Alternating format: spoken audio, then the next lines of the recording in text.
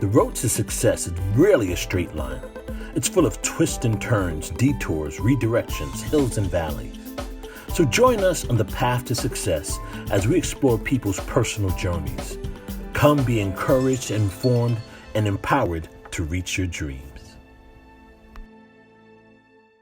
Thank you for joining the podcast Path to Success. And I'm excited to introduce our guest today, Mr. James Smith. He is founder, president, and CEO of J. Anderson and Associates. They're an executive search firm. And as the title song says, the path to success is really a straight line. It's full of twists and turns. So I'm excited for us to experience and hear James' path to success. And you will be enlightened, encouraged. So James, welcome to the podcast.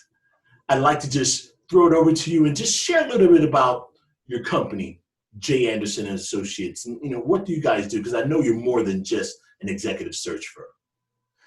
Well, thank you, Boris. I really appreciate that introduction. And yes, I agree.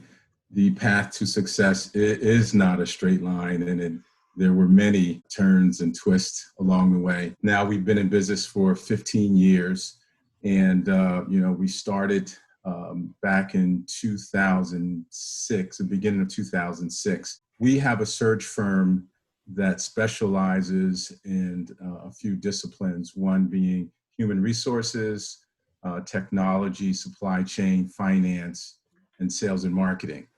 So we started the company, 15 years ago, as I mentioned, and, literally we were kind of thrust into it. And I'll tell you a little bit about that later, but it's been an interesting journey. Wow. Now, I've seen that you guys say are full life cycle. So what does that mean? Are you consulting with people, or, what else in addition to just finding top talent?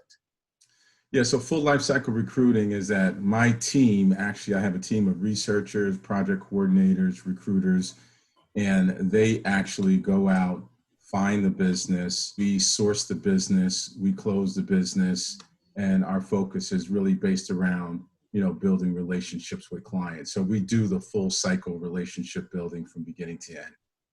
That is great. That is great. So, what I'd like to hear is you said 15 years, the path to get here. So what were your initial career goals, kind of your initial direction, and what are the twists and turns that got you to J. Anderson? Yeah.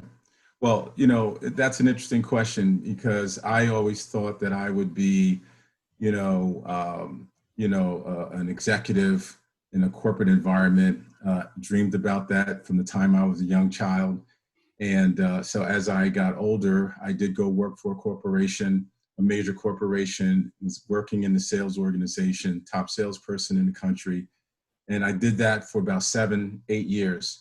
And finally, I decided, my mentor convinced me to go into the recruiting business, which I never thought I would ever do.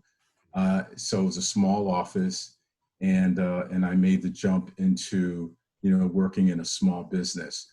I respected her. She was an amazing business person, but she died at a very young age. So I ended up working with her son and daughter in their business, in the recruiting business. So I did that for about 7 years. And right around the 7th year, I guess I started getting an itch. And I decided, and I went out. It's funny because I went out a couple years earlier and got my business certified as an S Corp, not really knowing that I was going to start a business, but I thought, maybe I will someday. And so I mentioned it to my boss that, hey, I'm thinking about starting a business. About 2 days later, and I wasn't going to start the business now. 2 days later, he terminated me. And, right on the spot, he just said that his lawyers and all these other business people decided that I should go today. And, and he terminated me. He since came after me about a week later and realized that was a huge mistake. But I think that was God's way of pushing me out of the nest and forcing me out to the vision and the dream that he had placed in my heart.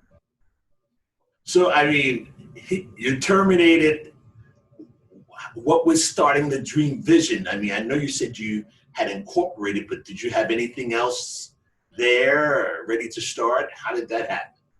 Well, the only thing I had was a brand new home that we had just purchased. Wow. I had my wife was pregnant with our third child, and my son had just got accepted into a private school. So that was my motivation, and I decided that I would go out and start my business. And interestingly enough, when my son was born, he's 25 now, but when he was born, I actually named the company after him the day he was born. So I had this vision. It just was cloudy. I didn't know what I was going to be doing. So I went and got, the business certified.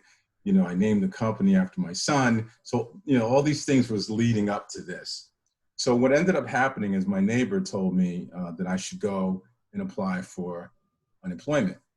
And I said, well, unemployment is not going to help me, really. It's not going to even pay my light bill. And he says, no, you should apply for unemployment. So I went out and I applied for unemployment. And I got into a program called the Self-Employment Act. It's through the unemployment office. It gives you the opportunity to actually start a business, collect unemployment, and you can still work and collect funds as a business owner. They send you to junior college. At that point, I had no college education. I since have gotten a undergrad degree and a master's degree. But at that time, we were just taking classes, bookkeeping, marketing, and all that kind of thing. And then I started the business. And literally, I started the business, a recruiting business, with a telephone and a resume. I had no clients because I had a non-disclosure. I had a non-confidential No, a agreement. non-compete clause or something like that? Wow. It was a non-compete agreement. I couldn't take any customers with me. So I started with the resume and a telephone. And I literally would sometimes grab the phone and just listen to it to make sure that it was working, because the phone wouldn't ring. And, so those were twists and turns. I mean, in those days, we started literally from nothing. And the only thing that we really had was a business plan. So I guess, what were the key skills, the talents, the lessons learned that allowed you to make the shift, right? What's the motivation that allowed you to go to start your own business? Tell me about that. I think the key skills were I had been successful in other things, primarily in sales. I was always very successful in sales. And then in the recruiting business, I worked for a company called Management Recruiters International, where in our division, I was the top recruiter every year. So I was confident that I could do it. I just didn't know how to run a business.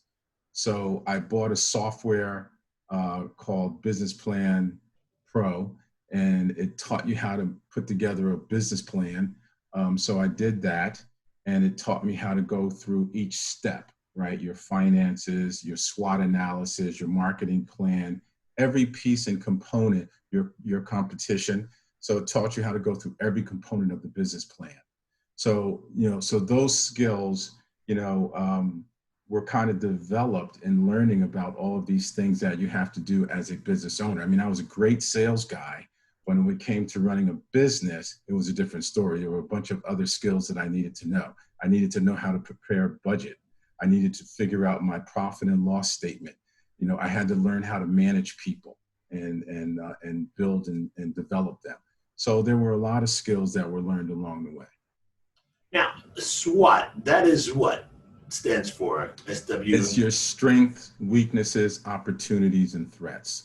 So it really kind of looks at where your business is now, and you can even use it for yourself. You can do a SWOT analysis on yourself, right? Okay. But it tells you about what are your strengths, what are the things that you do really well, right? What are your weaknesses, and you need to be aware of them. What are the things that you're weak with, and is it communicating with people?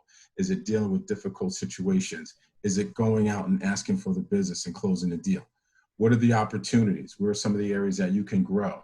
And then finally, like, what are the threats? What are the things that can actually bring you down if you're not paying close attention to them?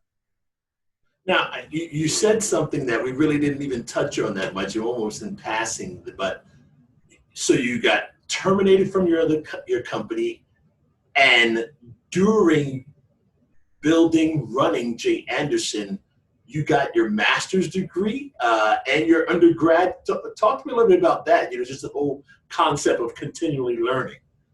Yeah, so it's interesting because a lot of times, I know for me, it was something that I always wanted to do. I always wanted to complete my degree because I went as a young man to college, but I never completed college. So it was in I was probably uh, 48 years old, 49 years old when I started undergrad. And I went to undergrad, I completed undergrad, I got a degree in business. And so I thought that was enough. I did it, right? I wanted to be a good example. My kids saw me, they would see me get up in the middle of the night and study, study all night, stay in the library. So I did it, and I thought that I accomplished my goal. Well, right after that, the leader of the Fairleigh Dickinson University of their MBA program visited my office and convinced me to get into the MBA program. So I ended up in grad school. And so that was probably one of the most enlightening experiences that I ever had, because it taught me how to communicate with folks at a different level. So when you're having conversations with a C-level person or a senior level executive, the conversation is a little bit different, right? So you're talking about, revenue, you're talking about costs, you're talking about efficiencies, you're talking about all the things that are going to make them successful. You're not trying to close a deal, right? You're not trying, you're building a relationship. So it taught me how to do those things. But yes, I did go and get my grad degree. So now, what was your daily schedule like? I mean, family, you're running a business, and you're a full-time grad student. What was that schedule like? It was hectic. It was hectic. I mean, my employees would see me in the conference room studying all the time.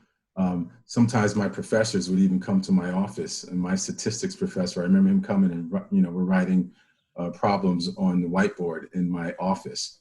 My kids would come to the office and do their homework. My classmates, my cohort would come. So it was very, very hectic.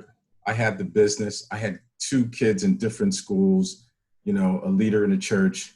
It was just a lot of activity, but, it was just such a desire to get it done. It doesn't even seem hard when you're in the middle of it. When people look at you, it looks difficult. But when you make that commitment, I was tired a lot, but, we got it done. So I like to segue into a little bit of a different conversation. You're in the executive search recruitment space. Yes. Diversity inclusion is a big topic now. Uh, how is that going on in your business? Are you addressing that? Share a little bit about D&I in during these times and with your Well, business. that's a great question. In light of, George Floyd and Breonna Taylor and others, Aubrey, a lot of companies have really put an emphasis on diversity and inclusion. I've been in this business for 20 years. I've seen iterations of this happen time and time again. When something happens in the public or in the economy or something like that, everyone wants to do diversity. And many companies, they just throw money at it, and after a while kind of dissipates. This seems to be a little different. A lot of companies are really committed to, hiring Blacks on boards, executives. I mean, they're knocking our door down to find diverse talent. We happen to have a pretty extensive database in diversity. We started out years ago with companies who said they really wanted to hire diverse talent, but they just couldn't seem to find it, and it wasn't there. Well, it is there, and it's there in abundance. So we've kind of built a business on that as well. We don't do only diversity, but we put a lot of emphasis on finding top diverse talent in the United States. This has been an awesome conversation. I would like to close out with asking any suggestions that you have for the audience. I know your company is always learning, continual learning. So what would be some key communications for our audience today on the podcast? Yeah, if I was to give some suggestions, I would say, and you nailed it. It's continuous learning. Right now, I'm going through a program at Rutgers University for entrepreneurs, and I just started that last week. And so we're continuously, my team, we're always reading books. We read a book a quarter, and we talk about these books, and we learn and we implement, the skills that we're learning and the knowledge that we're learning from these books. We're reading a book right now called Selling to Vito, which is an amazing book. And it's really, Vito is the very important top officer. Okay. So it teaches you how to sell into top executives, how to communicate with them. So it's been an incredible experience. The other thing I would say, and probably one of the most important things, is the ability to build relationships, right? That is the key thing. And I think a lot of times when you find, entrepreneurs and people who are starting business and they're working really hard in the business, but they don't realize what's really important is building relationships and leveraging those relationships so that you can have influence and get the things done that you need to get done. In business, relationships matter. It's critically important. Trust matters.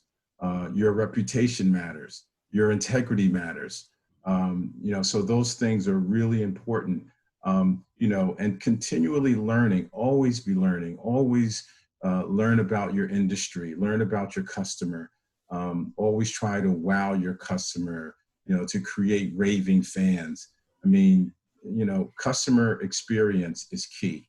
So, I would say that, work on a business plan. There's software that you can find that will help you develop your business plan. And it really gives you a snapshot of exactly what you're doing and what you need to do. It helps you think outside the box. And then develop mentors, find people that can mentor you, people that can, take you and show you, the ways, the path, as you talked about. You don't have to go down these paths I went down because I went by myself. But now, we just started a new business. So we started a new business at the end of the year, and this is a very lucrative business. But now I will do it differently. So I have mentors that mentor me. I have knowledge. I have people. We do research. I mean, so you're coming into the game knowledgeable instead of just kind of feeling your way around in the dark. So take the time to learn. That's great. And I think I'm remembering that we've talked before about a book, Eat Alone or Never Eat Alone. Yes. Yeah, the book is by Keith Ferrazzi. Keith Ferrazzi, he was the former CEO of Deloitte. And I think that if I could use this term, that Never Eat Alone is the Bible, in my opinion, of relationship building and networking, right? It teaches you how to build relationships. If you can become an expert, because when you deal with relationships, it's always about giving. It's never about taking. It's never about doing something to get something back. Do something to help someone else. Do something to help someone else be successful. There's another book called The Go-Giver, which is another book where it talks about, giving. You're always giving, you're always teaching, you're always helping other people. And it's a principle. It's actually a principle that works. So those are some of the things that I would highly recommend. Well, James, I want to say thank you for spending time with us on the podcast today. It was awesome. This will impact people's lives. It's impacting my life. I'm encouraged. I'm excited. I will go pick up those books. So again, thank you for being on the podcast today. Our audience, thank you for participating on the podcast Path to Success. James, have a great day. Thank you, Boris. It's my pleasure. Thank you for having me.